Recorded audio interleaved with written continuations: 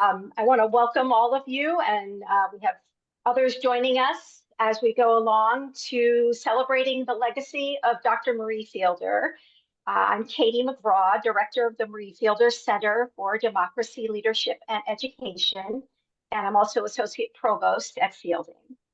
And before I begin, I actually would like to let you know that we're really pleased and honored to have Dr. John Bennett joining us. And as many of you know, he will become Fielding's interim president upon President Rogers' retirement. And so I think he would like to say a few words for this event, and perhaps also about all of you and all of our other friends in California. Well, thank you, Katie, and it's a delight to be with you this evening. I'm on the East Coast. I'm in Charlotte, North Carolina. The sun has set.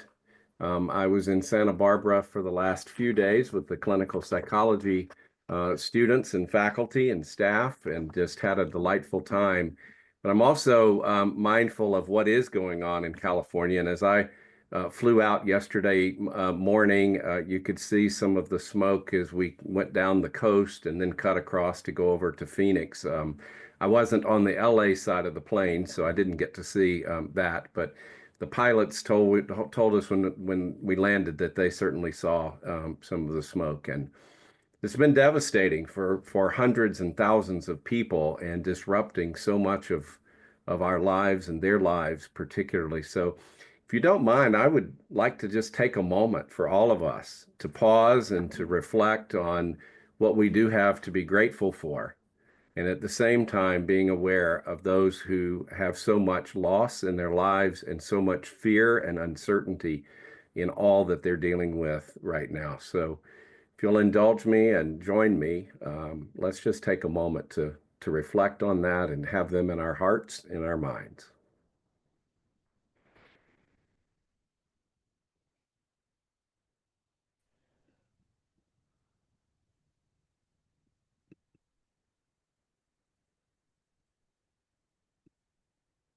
Okay. Well, just a couple of things I wanted to say. First of all, for those of you that I don't know and have not had an opportunity to meet yet, I'm delighted to step into this role and realize that this is an incredibly important time in the life of our institution. And the reason I say that is because I was a student at Fielding. I am an alum of Fielding. I graduated in 2006 with my PhD in human and organizational systems, and I am very proud of that. I am proud of that degree. I'm very proud of that experience, and realize the transformational process that I went through, as I shared with some alums on Friday morning at an event for Katrina, that this is also a point in realizing that we become as opposed to do. And I started out doing the work, but ended up, I think, becoming, and that's the transformational experience that Fielding offers so many people. I'm also a former board member, and I'm delighted to see Nicola and Karen, and there may be other board members that I'm not recognizing on the names here, just because I can't scan them that fast. But a former board member, and so I've had some experience with Fielding in a variety of perspectives. And so I'm looking forward to picking up where Katrina and Dr. Rogers has really led the institution through a lot of change over these last 12 years. And when we think about the fact that, about 4,000 people have earned their degrees from Fielding in that time, and I think about that not just in terms of the impacts on them individually, but the impacts that all of our alums have on the lives of others around them that they interact with. And as I think about the road ahead, I think about our important need to increase the work that we do in order to make sure that we are fulfilling our mission. And part of that mission is around social justice, and it's about transformation.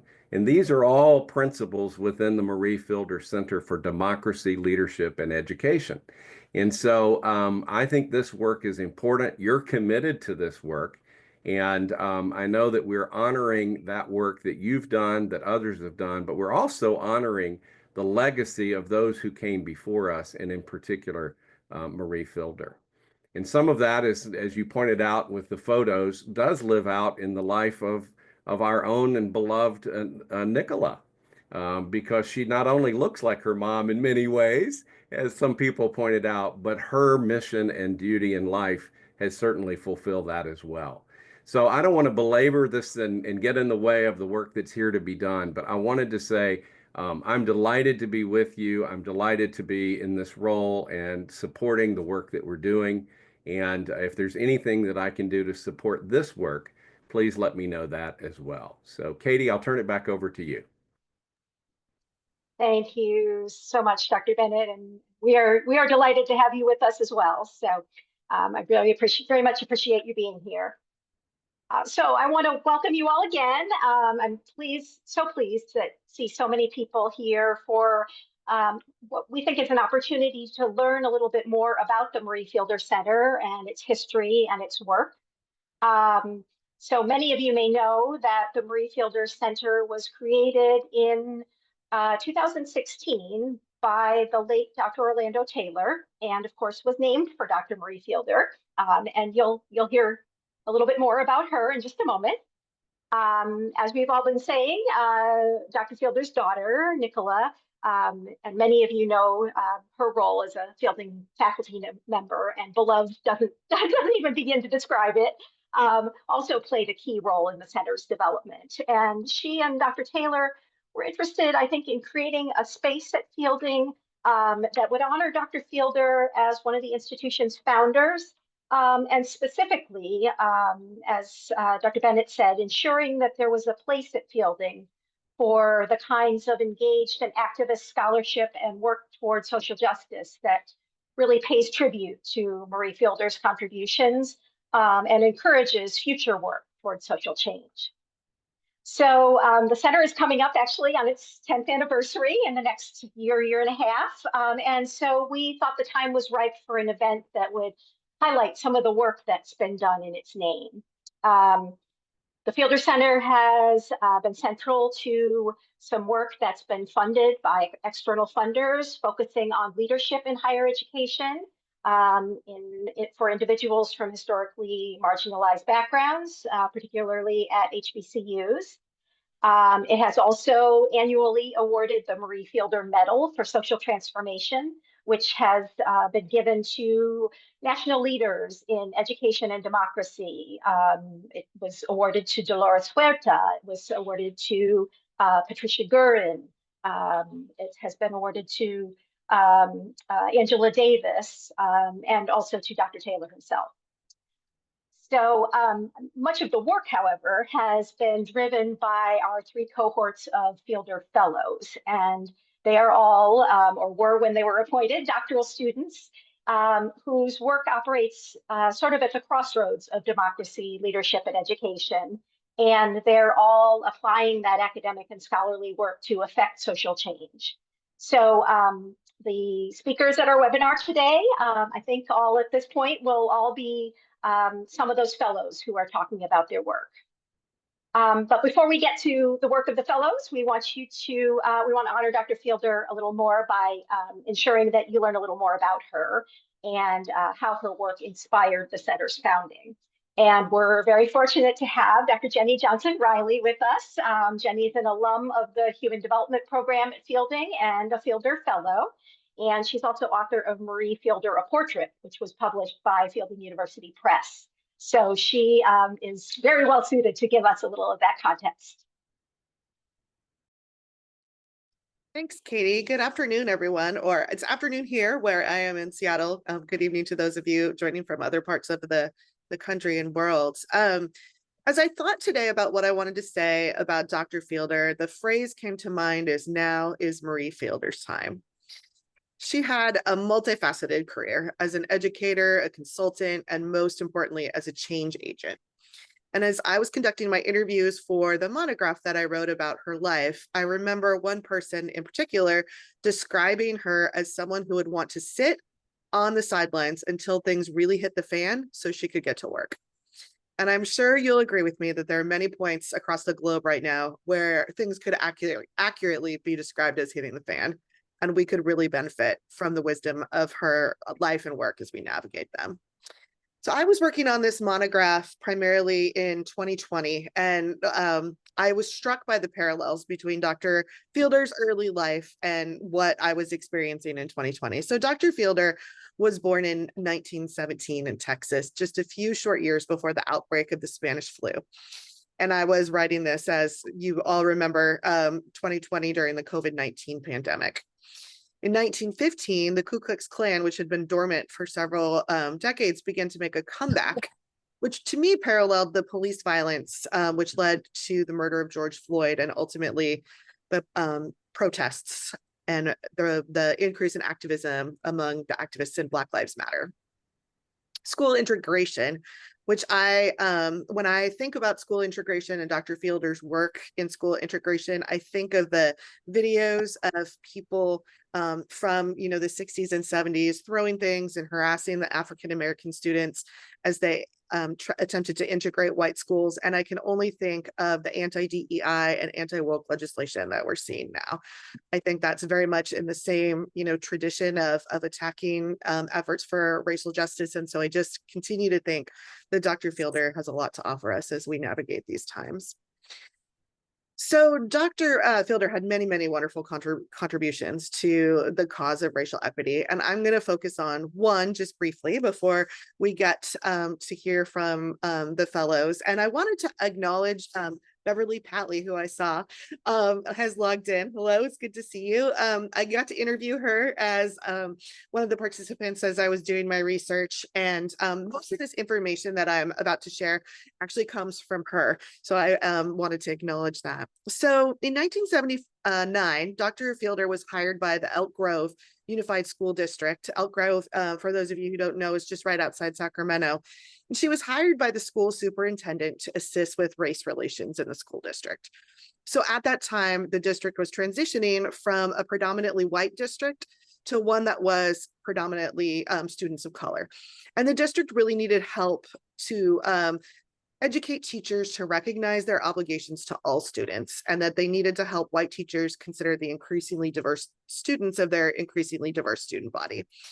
So a group of African-American parents brought to attention the disparity involving academics and the ways that students were being treated.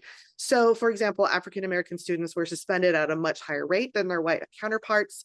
And this parent group wanted to do something district-wide that would help address those inequalities. So Dr. Hood, who was the superintendent of Elk Grove Unified School District at the time, brought in Dr. Fielder. She was offered $15,000 over a period of 3 years, which in 1979 was quite a lot of money. And many in the district objected to spending this amount of money on her consulting services.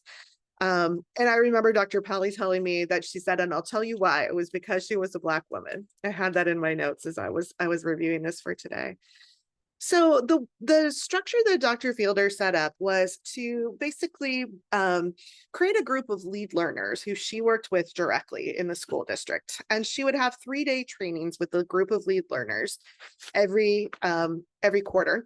And they would discuss the progress they made and their plans for the future. And the lead learners were taught activities and exercises that they could take back to their learning groups to help facilitate conversations about change. And then the following quarter, the lead learners would report on and debrief their experiences during the next 3-day training. So over those 3 years, Marie Fielder really did a lot to build organizations and mechanisms for social change within that school district. And it, as a result, became a much more equitable place. So throughout her long career, Dr. Fielder engaged in countless efforts such as this. In the monograph, I talk a little bit about some of her work in the Travis Unified School District in California, and of course, her efforts to lead the Berkeley School District to be the first fully integrated school district that was integrated through 2-way busing systems in 1968. So today, her work continues through the center that has been named in her honor. And today we're going to hear from several Marie Fielder Center Fellows about the work they have done to carry out her legacy. Katie, I'll pass it back to you. Thank you very much, Jenny. And as I mentioned, Jenny is the author of a monograph about Marie Fielder. For those of you who are interested in learning even more and understanding the origin of the name of the center, we're going to have the link in the chat for you so you can get access to that if you're interested. Before we move along, I also want to say that we have been mentioning the situation in California and Los Angeles, and it has already changed a little bit our plans. One of the individuals who was going to participate, Elizabeth Cook, is not able to be with us. She's fine, but I understand that family members have evacuated, and so yet another example, obviously, of how this ongoing tragedy and disaster is affecting people close to this group and many of us. So again, want to send love and support to all of you, any who have any connection there, and of course out to everyone else. So as Jenny said, our plans today are to give you a sense of what the Marie Fielder Fellows do. And I hope that this will be of interest to perhaps any of you who are current students who might want to consider being a Fielder Fellow. And we'll have the Fielder Center website for you to find out more about that process. Those students and fellows who are with us will be speaking, and I want to just introduce each of them. They'll likely tell you a little more about themselves, but we have Roel Krabbendam, who is a student in the EDD program in Leadership for Change. Corey Logston, who is almost a PhD. She's very close to finishing her program in media psychology. Nathan Smith, who is currently in the internship phase of his PhD in clinical psychology. And then two alums, Susan Eddington, who is a PhD alumna, also in media psychology, and Wendy Mulhauser Tingblad, who is an EDD alumna in the Leadership for Change program. So I will, without further ado, I will pass this along to our first speaker among our Fielder Fellows, Roel Krabbendam. Thank you, Katie. I'm going to share my screen and hope that works. Is everyone seeing that slide? So my name is Roel Krabbendam. I'm an architect, and I've focused my career on primarily K-12 facilities all over the U.S. and also in Peru and Algeria and other places. And I came to this program after writing a book about educational facilities and with some dissatisfaction around the work that I had done in my career to date. I thought we could do a lot better. Let's see here. Sorry, I have to arrange some things on my screen here. So my project really focuses on the question of K-12 school facilities and whether we can do anything with those facilities to improve or contribute to education. Some of the problems that interest me are teacher attrition. Just a quick fact, which is that 40 to 50% of starting teachers leave the profession within 5 years. So that it's just a clear sign that there's something perhaps worth addressing in terms of the teacher experience in K-12 schools. When we think about student engagement, there again, there's a tremendous decrease in engagement as reported by the students themselves, with about a fifth of students reporting disengagement in the 5th grade, but almost 2/3 of students reporting disengagement by the end of their K-12 career. So there again, signs of some concern within our the present way that we do K-12 education. As an architect, I am very interested in whether the learning environment can be improved. There's about 100,000 public schools facilities in this country, More than a third were built before 1970, and the average age is almost 50 years old. So the point here is that these schools were built for a different age and a different pedagogy, and in fact, it impacts low resource, typically high minority serving schools the most. It's those schools, the schools without resources, the schools serving minorities that have that just don't have the resources to improve their facilities and to address things like teacher attrition and student engagement. So again, what can the facility do to contribute to the problem?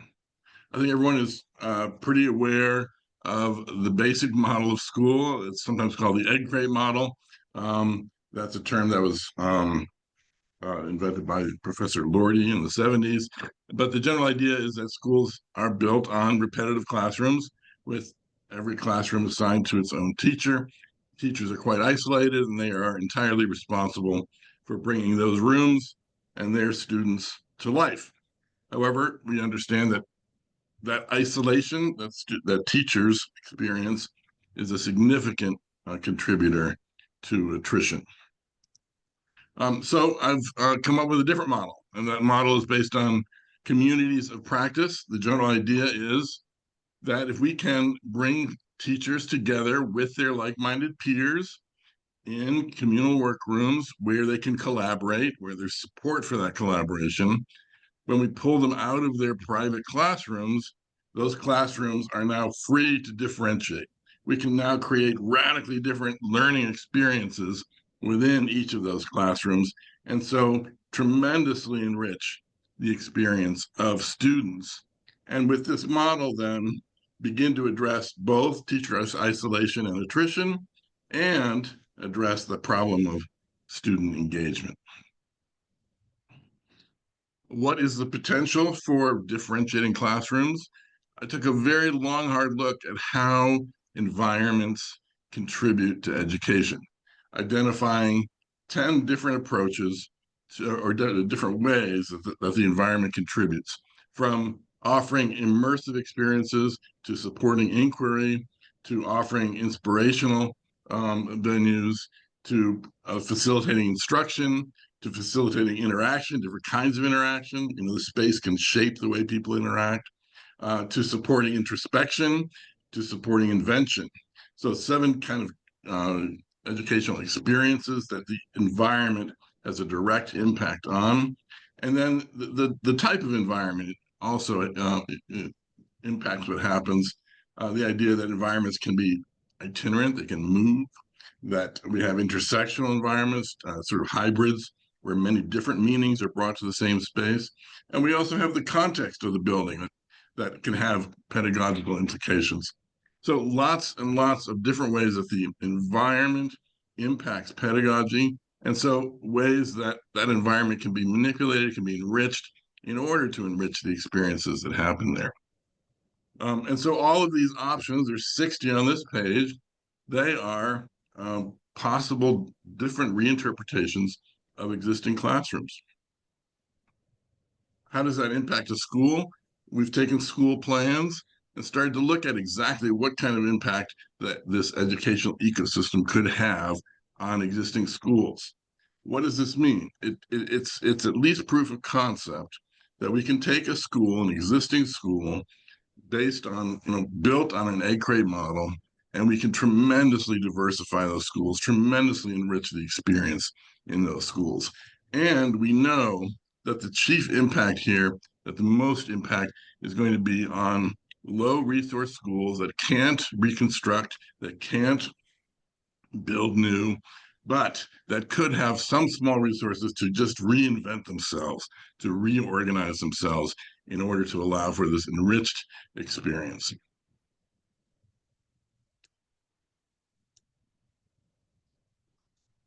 So the proposition here is that it's a low-cost solution, useful to low resource schools. It's applicable to existing schools at minimal expense. It's supporting teachers with communities of practice, and it's engaging students with a radically diversified learning experience. Having set all this up, The real question, the true test is, does this find support from teachers? It's teachers who are going to have to give up their private classrooms and reimagine their life in a more communal setting. And so my study is based on explaining this whole model to teachers all over the country. And I've developed a survey now in which we're going to get all of that, try to solicit that impact or that reaction from them, help them to understand the model, and try to understand how they feel about it, what are the implications for them, what are the pitfalls, what are the hurdles. And so I hope to emerge from this study with a powerful view on teachers and their view of this model and the way it might enrich their lives. Thank you very much. I'm going to hand this over to Corey.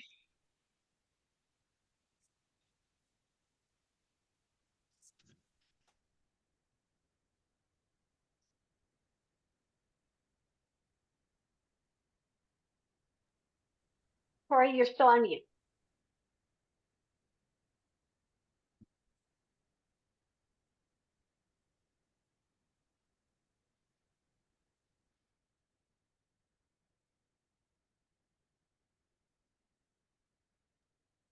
Okay, sorry. So hi. I was going to say good afternoon, but it's afternoon for me. It's probably evening for some of you. So, anyway, good afternoon. I am Corey Logston, and I'm a doctoral candidate in media psychology. I specialize in the use of immersive technologies for pro-social change. And today I'd like to share some insights from my research on virtual reality, empathy, and awareness, specifically focusing on my Marie Fielder Fellows project, Rosa Parks, a VR experience. I have to give you a little aside. When I was shopping for graduate degrees. My daughter was 5 years old. She's adopted from China. And she came home on Martin Luther King Day. And she said, Mom, if the white people drink out of one water fountain and the Black people drink out of another water fountain, what do the Asians drink out of? And I could not answer it. So I went back to school. So that's why I'm at Fielding and almost done with my doctorate. So imagine sitting on a bus in 1955, feeling the tension in the air as you witness a pivotal moment in the civil rights movement from the perspective of Rosa Parks herself. Virtual reality doesn't just allow you to watch history, it lets you step into it. This is the power of VR, to create visceral, transformative experiences. My Rosa Parks VR project was designed with this goal in mind, to promote historical empathy and raise awareness about systemic racism. Research for my dissertation, next slide. Research for my dissertation shows the immersive nature of VR and allows users to engage emotionally and cognitively with the story in ways that traditional media cannot. The goal is to cultivate a deeper understanding of the lived experiences of individuals like Rosa Parks and to promote reflection on the historical and present day impacts of systemic injustice. The research around this project sought to answer a central question. Can virtual reality increase empathy, perspective taking, and awareness of racial injustice? So for my dissertation, I studied how participants responded to an immersive experience, which this is the immersive experience, kind of dark, I'm sorry. It's called Traveling While Black. Viewers would immerse themselves in the lived realities of African Americans, from the challenges of traveling under Jim Crow laws to the lingering effects of racial discrimination today. Specifically, I looked at how VR impacts two things: empathy, the emotional connection to others, and perspective taking, the cognitive ability to see the world from someone else's point of view. And I have to give you a little aside. I was so privileged to go to Montgomery, Alabama last year on Rosa Parks' birthday and meet her family. And I can't tell you how it humanized her. She's always been a hero, but it humanized her for me. And they did give me some little hints. They said, you know what? The bus was not crowded. And they also said, and the bus driver had it out for her. So anyway, just a little aside.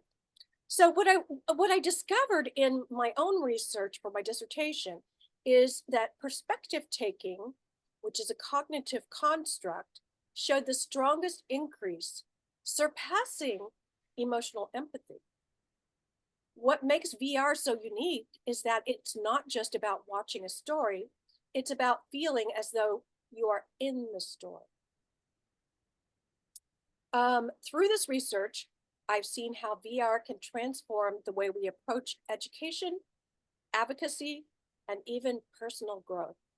It's a medium that doesn't just show you history, it makes you feel and think about it in entirely new ways. This project aligns with prior research by Herrera et al. From Stanford and Young et al., who found that VR experiences can create a lasting impact by engaging users cognitively and emotionally. A memorable anecdote from my own research was a week after my study with in-person virtual reality. A participant called me to share that they were still, it was the experience was still coming back to them, and they couldn't stop thinking about it. So in closing, building on the success of this research, I'm now exploring VR storytelling in other contexts, such as my Native American storytelling project. I have also created a nonprofit company, Immersive Reality for Education and Research, to develop similar projects that use VR to inspire pro-social change.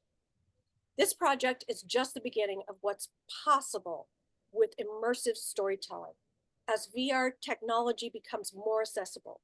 I'm excited to continue exploring the potential to create a more empathetic and equitable world, whether through projects like Traveling While Black or my current work with the Native American storytelling. I'd like to leave you with a thought. What if we could all experience history through someone else's eyes? Imagine the possibilities for education, empathy, and social change. Thank you for your time. And now I'd like to pass it on to Nathan.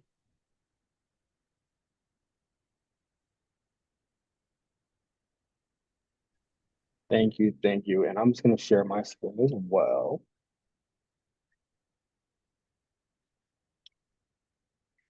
All right, can everyone see that okay? All right, so good evening, everyone. Thank you so much for being here, and it's definitely a pleasure to be able to share my work, a little bit about myself, and then my journey as a Marie Fureder Fellow. So as I mentioned, my name is Nathan Smith, and I'm a doctoral candidate in the clinical psych program. I'm currently 5th year, and I'm anticipating being done this summer, walking in July, finally. And I'm also on internship at Yale University in their substance and addiction treatment unit. I'll be done in June. I'm a Marie Fureder Fellow, and I previously have taught as an associate faculty for a university here in Connecticut, licensed clinical social worker and a licensed alcohol drug counselor. A little bit more about my interests, which I think is important to highlight, just to invite you into my position at Allen and kind of how my experiences have shaped my interests as well. Clinically, I'm cultural and diversity variables are always at the forefront of any clinical intervention that that I'm involved in, or any particular clinical theoretical approaches. At the foundation, I'm more psychoanalytically oriented. So psychodynamic approaches, more like attachment theory based, and really looking at the role of attachment styles and development. But I also tap into humanistic theories. I am usually drawn to relational cultural theory and therapy, and emphasizing the role of growth fostering relationships and mutual empathy. Um, as I mentioned, I have a special interest in substance and addiction treatment, work with individuals with complex trauma, depression, anxiety. In regards to research, so I identify more as a qualitative researcher. A lot of my experience has been with thematic analysis and narrative research as well, which I'll kind of go into some of my previous research that aligns with the Marie Fielder Center. My program research usually centers around the experiences of Black boys and men and violence exposure, particularly around like sexual and community violence. And also around expression of masculinity. So things like Black masculinity and positive masculinity, and how those things can kind of connect with violence exposure, whether it be to promote resiliency or complicate those experiences of Black boys and men. And also looking into attachment trauma and substance use disorders, particularly around alcohol use and cannabis use. A lot of my research is aimed to inform violence prevention initiatives to ultimately develop culturally sensitive clinical interventions and resources for Black boys and men exposed to violence, specifically with those who have been victims of sexual violence. That's definitely a major area of interest, and I've done many presentations around that. Just a little bit more about myself. Two pictures from some of the research that has also been a part of my work as part of the Clinical Psychology Qualitative Research Lab. I've been an RA. I was an RA for like 4 years, supervised by 2 clinical psychology staff. The Marie Fielder Center has definitely been supported in regards to supporting me with going out to these different presentations and flying all over the place and calls and things like that to help disseminate that research. So 2 of the projects that I took lead on along with colleagues as part of the clinical psych program. One study centered around exploring graduate students and faculty experiences living during the pandemic. And that was a focus group based study, qualitative, and we utilized narrative approach. And then the second study was around the experiences of graduate students and social justice issues. With that particular study, we ended up presenting at least like probably over 10 conferences. Every single abstract got accepted. I ended up taking an approach and doing a focus analysis on one of the affinity groups. So we did affinity-based focus groups. I did a focus analysis on the Black students focus group to pull out themes, and then we ended up developing a poster, which is a part is here, and then part of the presentation centered around Black students' experiences of racial battle fatigue and in academic settings. So that sparked a lot of interest as well. It was really supported by the center. As I mentioned, I am on internship at Yale. So a part of my internship is mainly clinical, but I'm also on a research side as well. And I'm assisting with a project at the New Haven Adult Education Center, which is in Connecticut, an ongoing study to assess the needs of adult learners at the particular center, whether it be community resources and things like that. So that's more of a quantitative approach, but it's a little bit there. Closely connected with that also in my dissertation, which is titled Let a Brother Be Heard, been a qualitative study exploring the experiences of Black men exposed to community violence. The research question driving my dissertation is how does the nature of trauma resulting from community violence exposure affect Black men's constructions of their masculinity? So I interviewed 18 Black men aged 18 to 34, semi-structured interviews by Zoom, and I'm utilizing a reflective thematic analysis approach. I am actively analyzing data now, and I anticipate having final results like March. I've been writing pretty consistently all weekend and all today as well.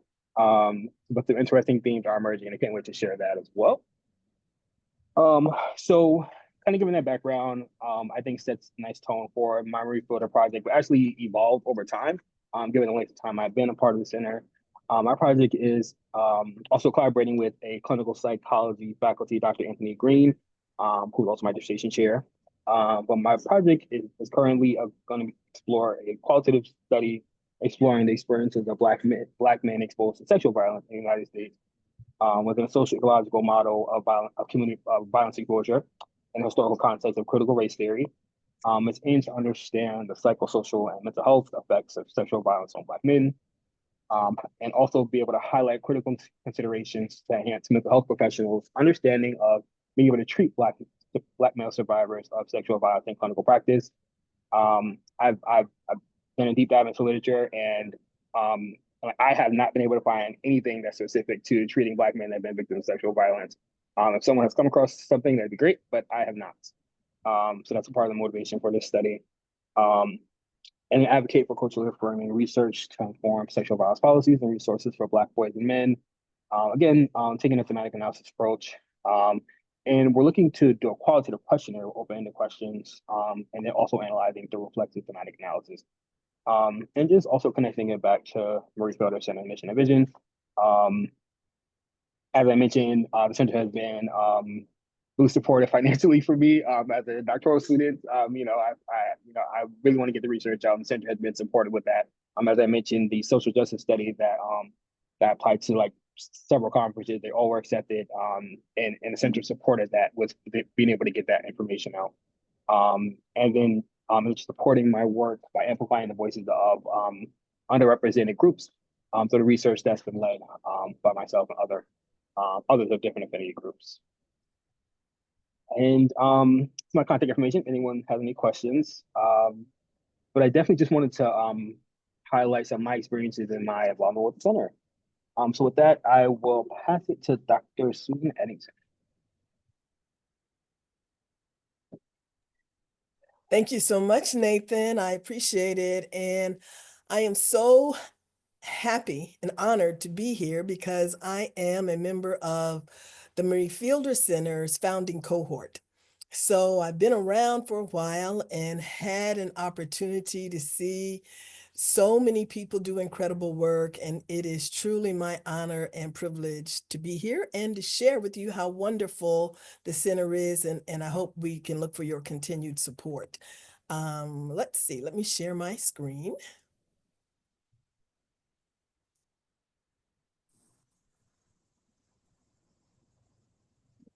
Okay. Well, let's see if I can, give me just 1 second. Okay, so my work, I am a media psychologist. I finished Fielding. I earned my PhD in media psychology. I also earned a master's in media psychology and social change from Fielding in 2015. This work followed the work that I've done most of my career because I've been a communications strategist. I'm also a public relations counselor my entire career. I started off a news reporter, became a public relations counselor and a communications strategist many years ago. So this work is my passion, but most important to me is using communications, using media as a tool to affect social change, positive social change. So my program at Fielding in media psychology, I felt was made just for me. And then to get the support from the Marie Fielder Center to explore a topic of my choosing and my design was even more exciting. So my project for the Fielder Center was Being Black in Primetime, media representations and their influence on public perceptions of Black people in the real world. So a little bit about myself. As I mentioned, I'm a media psychology scholar and practitioner, an award-winning communication strategist, applied psychologist, management consultant, and accredited public relations counselor. So most of my career, I have worked as a communication strategist and management consultant with a focus on social justice. I have a very, very long background in politics, but using politics as a tool for positive social change. My work was driven at the time that I chose my topic in for the Marie Fielder project, I was concerned about the issues of racism in America. It's an issue that I've addressed over decades, but this presented an opportunity for me to do so in a greater fashion and really to hone my skills and help me to do a better job of the work that I chose to do. So this study looked at media representations, and media representations have such a tremendous impact on how we perceive people, what we think of people, on attitudes and behavior. Of this particular study, the media representations of Black women have often reflected a stereotyped and marginalized perception of who Black women are as a group. I am currently doing a study on media meaning making for Black women in high status, high profile positions. This study, as I mentioned, I began this in 2016. We're nearly 10 years later, and we are still dealing with the issues of media representations of Black women. We can look at how our past presidential candidate, Vice President Kamala Harris, was portrayed, and the negative and often hateful media representations and comments that came from people as a group. All of this goes to why, for me, this work is so critical. So this particular study, I did a content analysis of television programs that aired during prime time with a Black woman as a leading character. It was Scandal, Murder, She Wrote, and Empire. And it was amazing because those 3 series were all in primetime television. And the first time that a Black woman had been a lead character on primetime television for 35 years. The last time a Black woman had been a lead character was when Julia was on television. That was short-lived. And so it was time to take a fresh look at had there been a difference in how Black women were portrayed.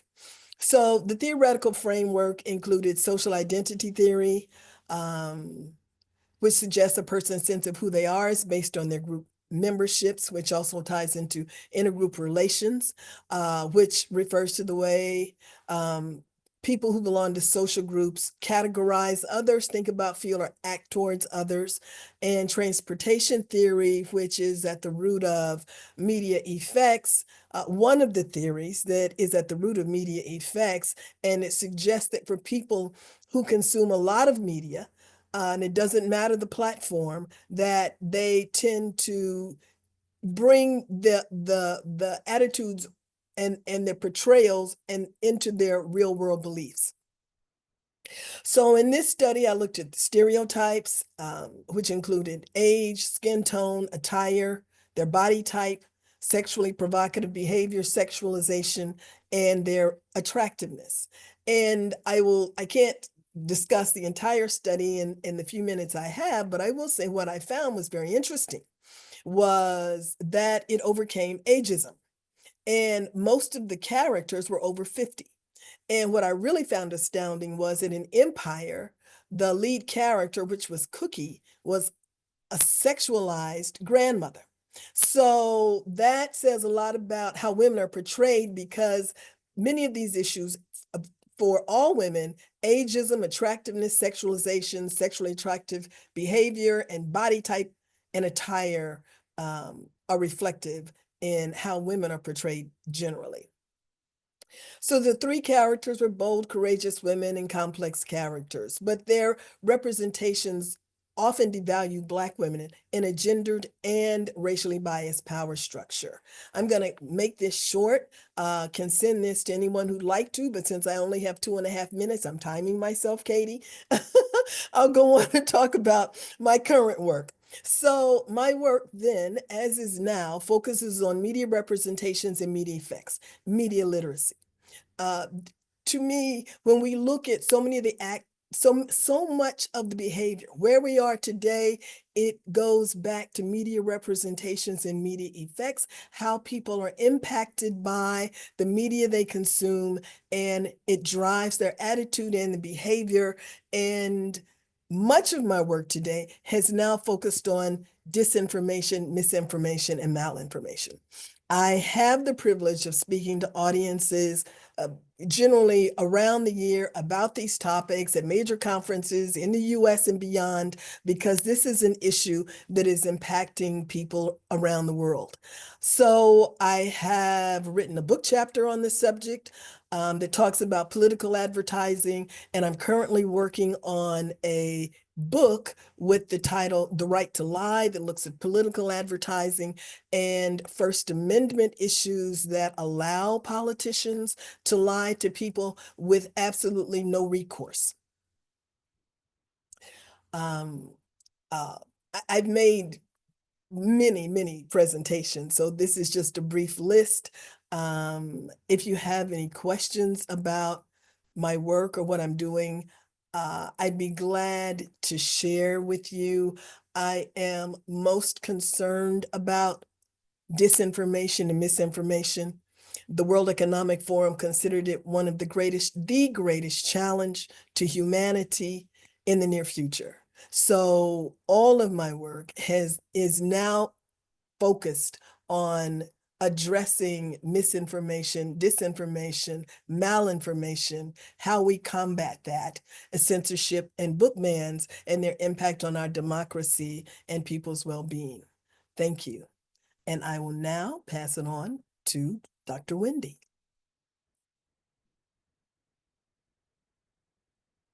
Wendy.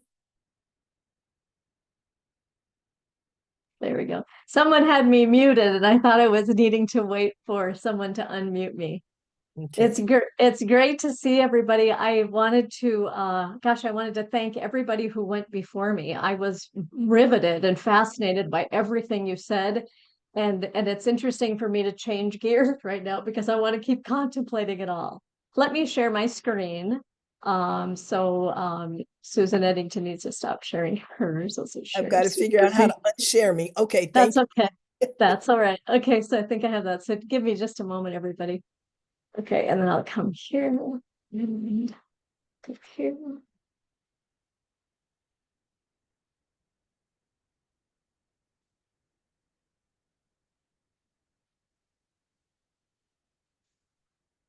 Thanks for this patience. Thank you for your patience. I'm just about there. Okay. Okay. So I'm going to push this over here so I can see Marie Fielder. Okay.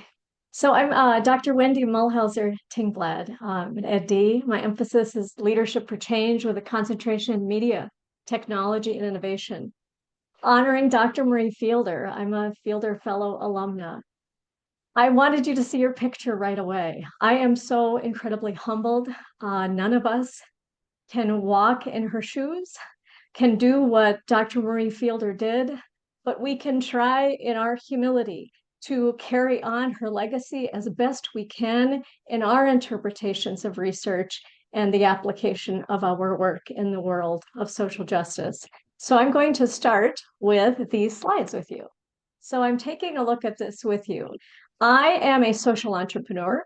I have a nonprofit and a for-profit focusing on social and ecological justice. And I believe strongly in the intersection of play with its inherent social and emotional and cognitive development outcomes with empathy, equity, preserving childhood and our natural world.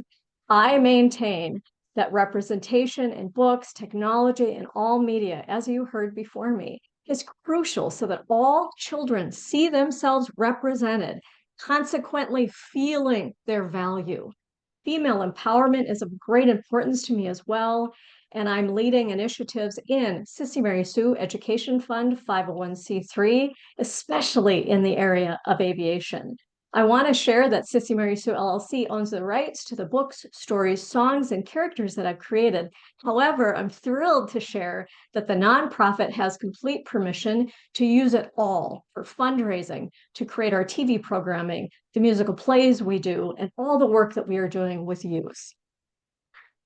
So I'm coming over here. Okay. Let's focus back in on why we're all here. Dr. Marie Fielder.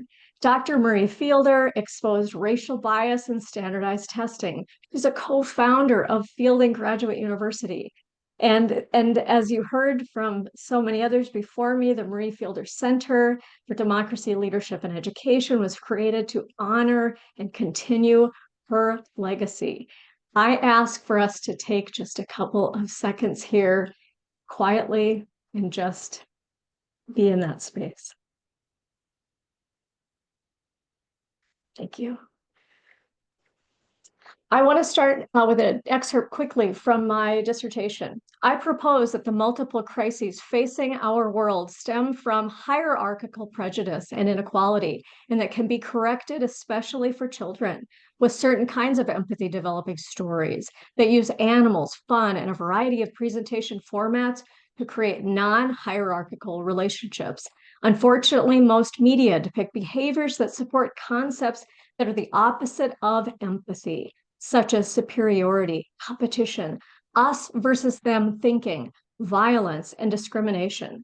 A society without sufficient multimedia teaching empathy is the problem I want to address. Stories about seeking complementarity between apparent opposites and empathy for others can help reverse what is happening in our world. We need more images and stories with powerful, positive minority characters offered to people in all media. Well-placed in numerous multimedia venues, especially those using storytelling that encourage playful activities, have the capability to introduce authentic respect for our shared humanity, as well as for other than humans with whom we share this planet.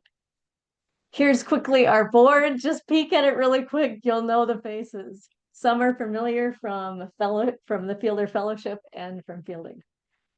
Here's our mission: purposeful education and outreach worldwide through technology, online, in person, and through children's television and other venues. The specific purpose of our 501c3 nonprofit is to provide education, training, and opportunity to learn about social and ecological justice. We model and teach equity and anti-racist, shared humanity, and sustainability practices. These actions of love, empathy, peace, service, and creative play are at the heart of building and repairing communities, including our worldwide community, affected and impacted by a lack of understanding of human diversity. Specifically, the nonprofit will provide education and training through our Educating Empathy podcast, online workshops, events, written composition, creative original works of art, theater, music, television, and ultimately the creation of an institution of higher learning as avenues of spreading the mission and vision of Sissy Mary Sue Education Fund. We have a podcast called Educating Empathy. Here's a kind of a fun little visual. Upper left corner is CILC. I do a lot of teaching online from the books and about the musical plays and about the messages of shared humanity and ecological justice. The television show is called Sissy Mary Sue World Schoolhouse that we're working on. We have been having so much fun giving Empathy and Teaching Awards away and Equity and Teaching Awards away. We also have special awards we give. These are 2 empathy awards given to Captain Teresa Claiborne, Empathy for Women Pilots, Encouraging Inclusion in Aviation. She's the founder of Sisters of the Sky. We're going to be giving her a percentage of our Walk, Run to Fly, Inclusion in Aviation, 5K run this spring. Dr. Becky Luddy is at Embry-Riddle, and she has sat on some very important committees and has presented to Congress about how to encourage females in aviation and people of color in aviation for greater inclusion. Empowering aviation with inclusion is a very special something. Excuse me? Oh, I thought I was stepping on somebody's words. Equity in teaching, you will be reminded of some people from our school here too, 4 Arrows. We also recognize storytellers with equity in teaching who are truth tellers. I've been humbled to have been asked to speak and do 2 keynotes in Paris in March, talking about preserving childhood to preserve humankind and our natural world. I put myself out there to do more consulting and speaking, and I was really humbled to have had that invitation. I am at the end of my presentation, but I want to punctuate the end by saying that without the support of Marie Fielder Center, I wouldn't have had the same confidence to go from, and this is my Happy New Year, something for you all.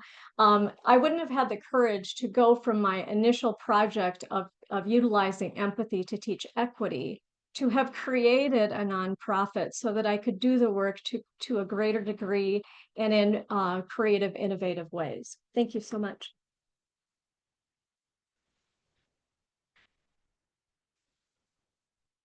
Thank you all so much.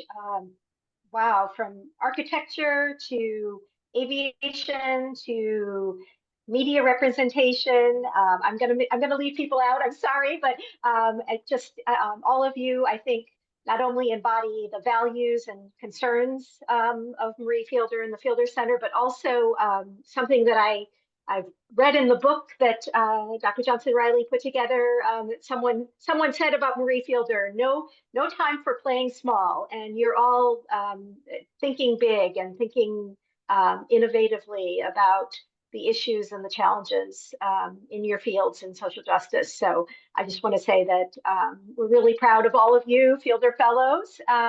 I think we have, I know we have time for some questions. Before we get to questions, I wanted to ask Dr. Johnson Riley, if I'm not putting her on the spot too much, if she has any other thoughts about the connection between Fellows' work and Dr. Fielder. Thanks, Katie. I don't know that I have anything too profound to say, except for that I'm just so inspired by all of the presentations today.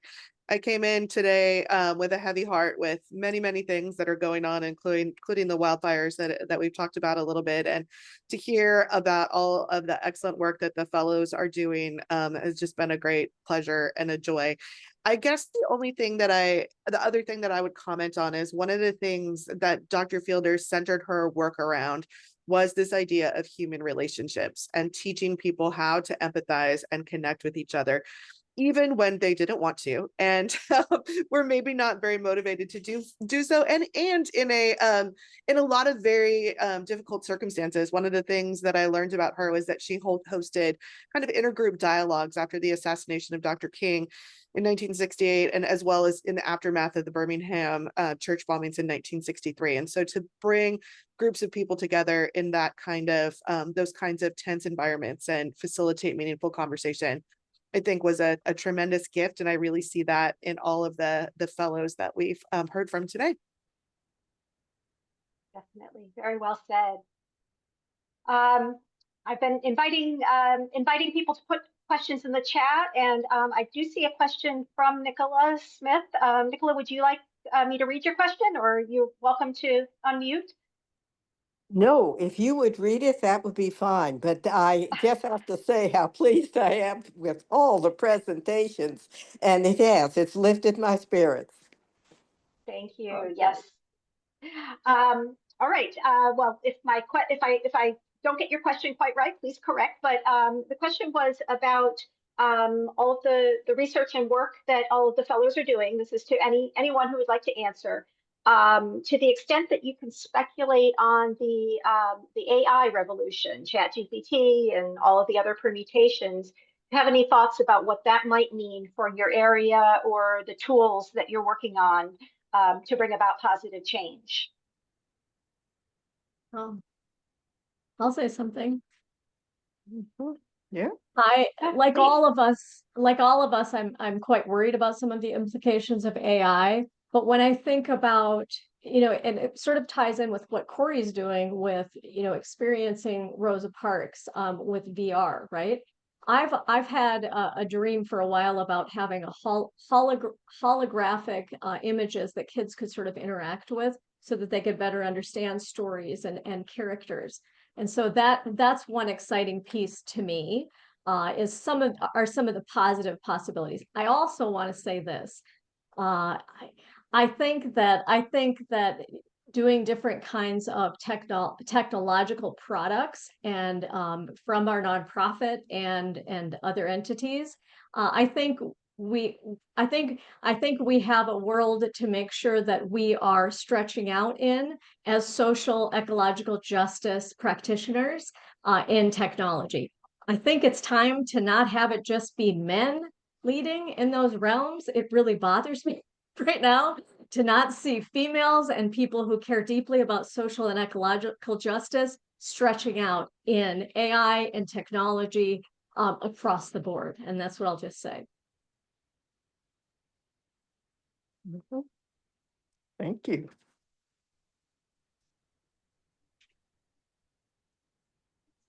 If I may, I'm sorry, I'm also- muted. Susan. Oh, Oh, Susan. okay. I just wanted, excuse me, I had a bit of a coughing challenge. I just wanted to say that one of the things, I guess my work has pivoted in one instance, but is consistent in another in addressing the issues pertaining to misdis and malinformation. Because because as some of you know, I have a very, very long history. I mean, more than 30 years in communication strategy and politics and national politics. And I have long been concerned about the impact of disinformation on our democracy and on people's lives. And so it is that sense of urgency that has driven me to a pivot. I was working on something similar to that Wendy was talking about, and Corey was talking about, in using AI and VR to encourage kids to pursue STEAM-related careers. So I haven't totally put that aside.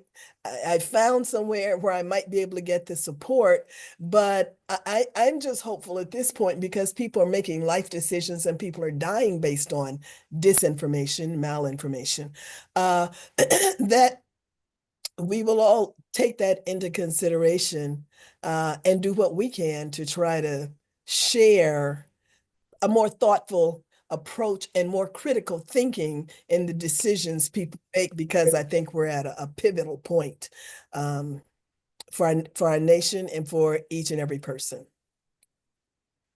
Thank you. Thanks, Susan. I think I missed roll there before I called on Susan, so please go ahead. That's all right. Corey has her hand up. I didn't mean to. get on. You can go ahead. Okay. Well, so I've been an architect for 35 years, and I'm very conscious of the relationship I have to ideas and to manifestations of ideas through a tremendous amount of hard work and tremendous amount of brain effort. And that relationship becomes very strong through the effort. And I found in my experiences with AI so far that being able to generate very powerful imagery and possibility with a mere prompt has caused my relationship to the product to be very different. I would say it's kind of deteriorated my connection to it, or it has just made it so facile that I'm less engaged by it, and it doesn't fully represent me anymore. It represents something else. And so my point is that there's something lost in the ease with which these things are generated. There's also something gained in that there's much more possibility that what emerges far transcends anything, at least in my experience, that I personally would have generated. And so I guess I see, at least for me, an interest in retaining the possibility of strong connection to generated work, to creativity. And I also see the importance of the possibility of expanding our powers of creativity and being able to generate things. And I hope both are retained somehow, that we don't simply lose the possibility of a powerful connection to things that we make. Thank you, Rural. All right, and Corey has an answer as well. Oh, well, I don't know if I have a good answer, but you know that AI is supposed to be sentient by the 2030s, basically. And a group of colleagues and I are very concerned about the use of AI in clinical psychology, because they're using chatbots to help to be clinicians. And we are actually working on some research that hopefully will help do something. We don't want any damage to be done. I'm sure everybody else, any clinician here has an opinion about this, but there also the ethics, especially in media psychology. We study the ethics, and Montreal has a program that has been studying ethics for AI. You know, it came up. None of us knew it was going to come so fast.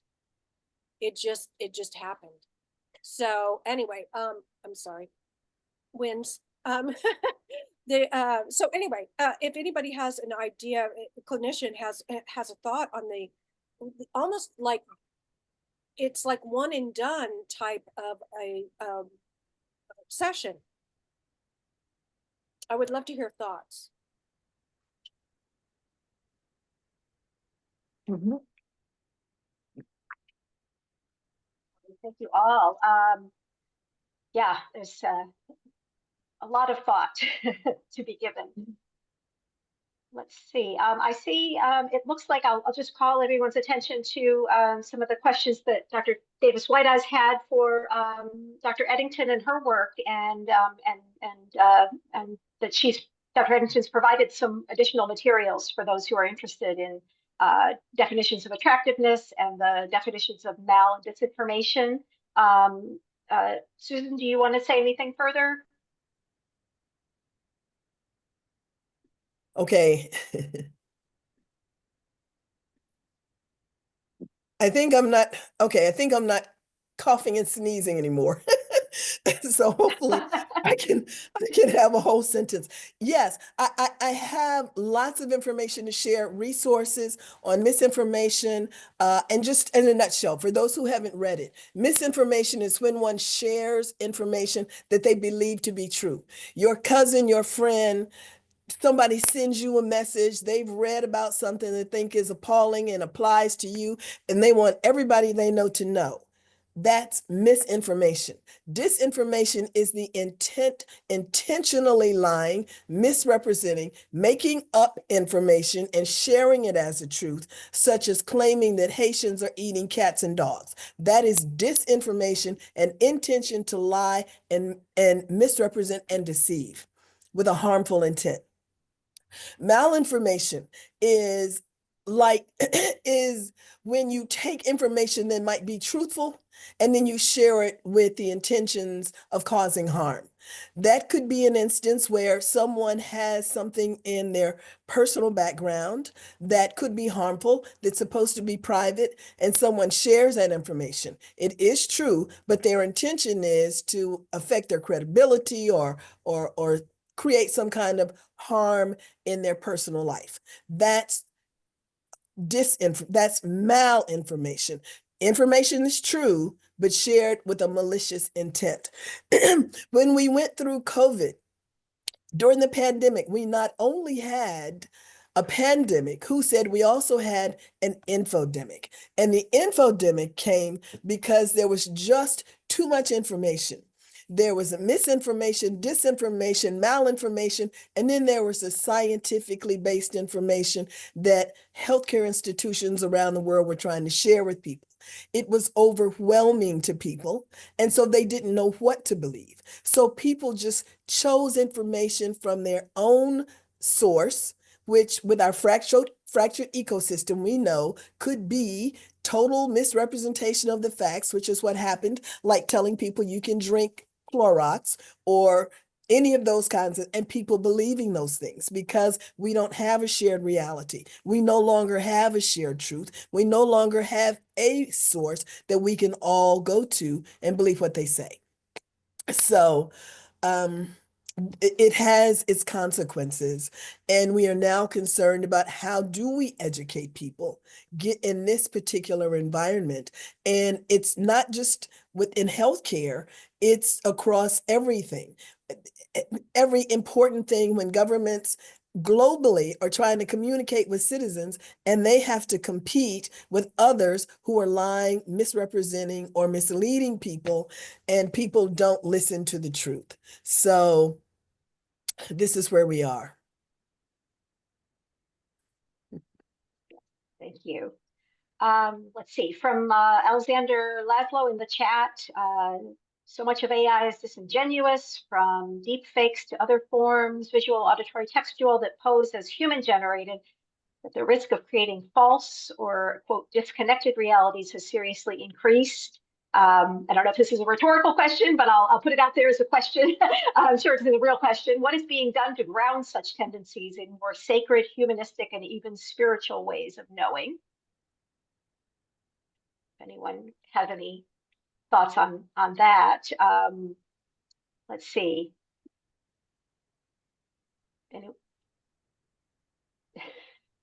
And then let's see, Dr. Davis Whiteeyes has asked, speaking of AI and virtual reality, what does sentient mean or look like in this context?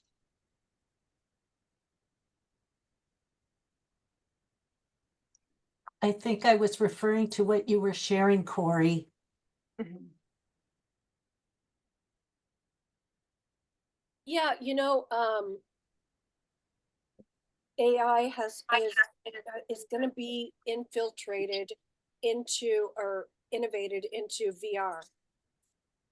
It's going to be like, it's so hard to explain. It's going to be like you're in a VR experience, and it will read you. It will read where your eye is going. It will read what's going on with you. There's a woman I'm working with in Florida who does AR, and she actually has this fantastic program. She's teaching special needs how to bake cookies, and you can see it. It's right there. You can see all the baking cookies, and it's really, really amazing. But AI will be able to say, okay, this person is not getting this part. They don't get that the sugar needs to go into the bowl or whatever. And that's what AI is going to be doing with immersive learning.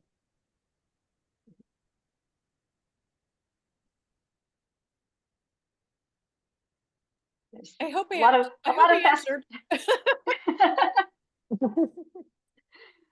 A lot of fascination with AI.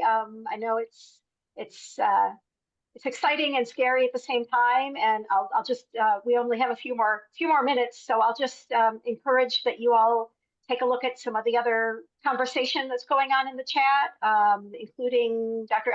Agar Gupta has called us to look at how the importance of making sure that everyone is represented in the development of these technologies certainly goes back to the concerns of Marie Fielder and Marie Fielder Center, and the work that Fielding is doing with an AI task force. So I just encourage you to take a look at the chat, and we'll all keep thinking certainly about AI and all the other important issues that's being done right now. I'm going to just bring us to a close unless there are other questions. I see a lot of comments, and I hope that you'll all continue those conversations around AI and the importance of what we're doing. And just to thank you, it's been wonderful to have so many people here. I'm thrilled that so many people are interested in the Marie Fielder Center.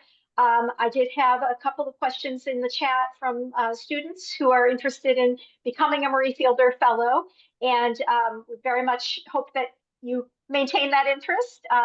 We are going to be putting out a call for applications for a new cohort of fellows sometime later this year. So I am going to once again put the website for the Marie Fielder Center in the chat, and that's one place to watch for information. but there will be more information coming. And we also have many other things that we're working on this year, a strategic plan for the Marie Fielder Center to extend our work further, and an event that's coming up that Elena Nicholson has also put in the chat for you. We're so thrilled that Nicola Smith will be hosting an event at her home, Marie Fielder's home, on March 9th in Berkeley, California. For anyone who is able to be in that area, we'll have much more information on that as well. And it'll be another opportunity to come together and celebrate Marie Fielder. It's the home where Fielding started. Discussions about Fielding's creation and articles of incorporation were signed. So it's a really exciting opportunity. Thank you all so much. I've really enjoyed and I'm so impressed with our fellows. And these are just a few of the past and current fellows. So I really invite all of you to get involved, find out more, reach out to us, find out how you can support the Fielder Center. We really appreciate you being here. I see a couple of fellows have raised hands. So Corey and Susan, did you have some final thoughts for us? I just had a question, and that is, there were so many interesting comments and people shared so much information in the chat, and I couldn't capture it. So is there a way that we could get everything shared from the chat with everyone? Yes, we have recorded the session, first of all, and we've saved the chat. And so we'll be making that information available to everyone as well. So you can revisit the wonderful presentations and the conversation. And part of our goal was to leave you wanting more. So I hope we did that, and you can find out more about each of the projects and the Fielder Center. We very much look forward to having all of you involved in the future. I'll also put my email address in the chat, and you can always reach out to me, and I'd be happy to talk to you about the Fielder Center more than you'd like, I think. So thank you all once again. Applause for our fellows and their wonderful presentations. And again, sending lots of thoughts and compassion and support to everyone in California. We're all with you. So I hope that all of you here have a good night, and I look forward to seeing you soon. Bye-bye. Thank you. Bye-bye. Bye-bye. Bye-bye.